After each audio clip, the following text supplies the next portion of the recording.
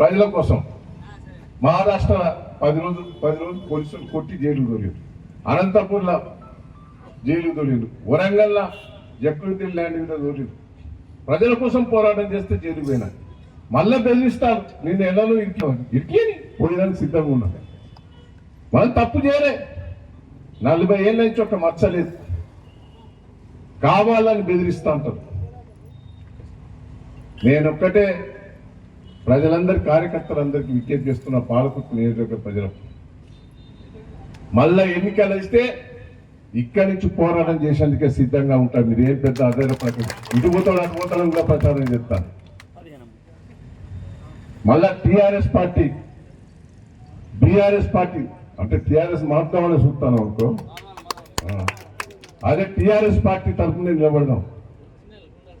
దయచేసి నేను ప్రతి కార్యక్రమంలో ముందుండి పనిచేయండి. ఏంటండి రైతులు ఎంత మోసపడతారు, ఎంత ఇబ్బంది పడతారు. 10 ఏళ్ళు మనం నీళ్లు తెచ్చినాం, కరెంటు తెచ్చినాం, రైతులు ఎంబడి ఉన్నాం, రైతులను కాపాడుకున్నాం.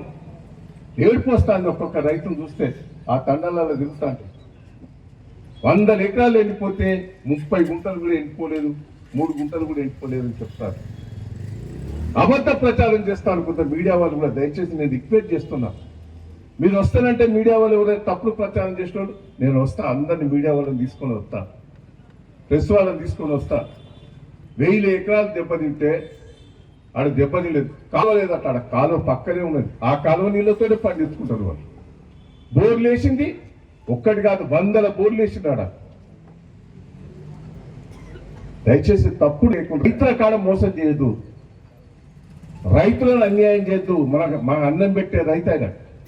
ఇంకా వేరే వ్యాపారాల కాడ మోసాలు చేయండి, కానీ రైతుల దగ్గర ప్రెస్ మీడియా వాళ్ళు మోసం చేయొద్దని చేతులెత్తి మొక్కుతున్నాం. రైతులకు సపోర్ట్ చేయాలి.